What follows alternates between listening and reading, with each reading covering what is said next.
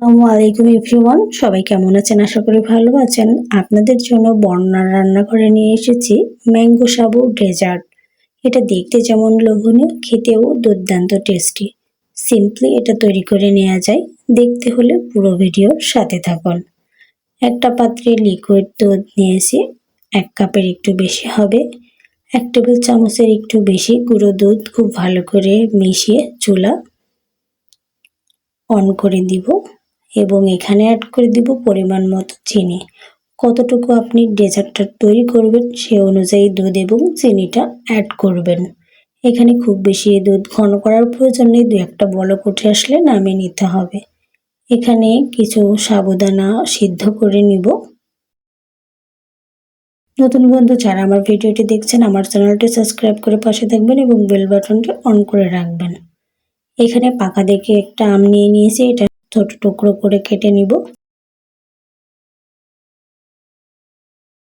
এটা ঠান্ডা ঠান্ডা খেলে এই গরমের মধ্যে মন প্রাণ একেবারেই জুড়িয়ে যাবে।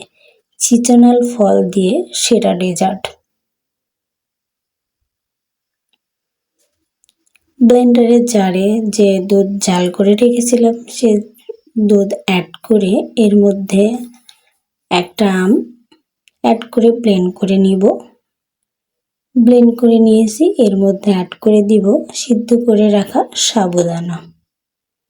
এটার সঙ্গে খুব ভালো করে মিশিয়ে নিব। আপনারা এখানে আপনাদের পছন্দ অনুযায়ী যে কোনো ড্রাই ফ্রুট অ্যাড করতে পারেন। তো আমি এখানে কাজু বাদাম এবং কাঠবাদাম সামান্য একটু অ্যাড করব, করে ভালো করে মিশিয়ে নিব। এটা আপনারা এভাবেও পরিবেশন করতে পারেন, আর ঠান্ডা ঠান্ডা খেতে চাইলে জাস্ট একটু নর্মাল ফ্রিজে রেখে দেবেন। এখানে আর একটু লোভনীয় দেখার জন্য ছোট টুকরো করে কেটে কিছুটা আম অ্যাড করে দিয়েছি।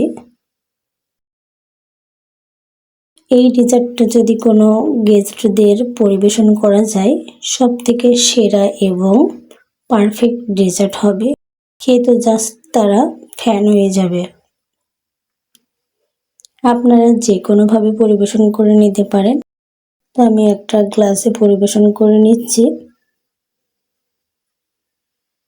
জাস্ট অসাধারণ।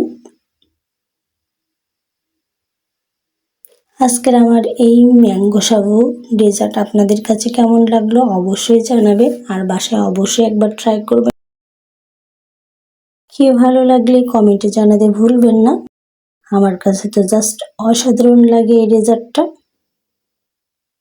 সবাই ভালো থাকবেন, সুস্থ থাকবেন। নতুন কোনো ভিডিও নিয়ে আবার আপনাদের মাঝে চলে আসবো। ভালো লাগলে আমার চ্যানেলটি সাবস্ক্রাইব করে পাশে থাকবেন। আল্লাহ হাফেজ।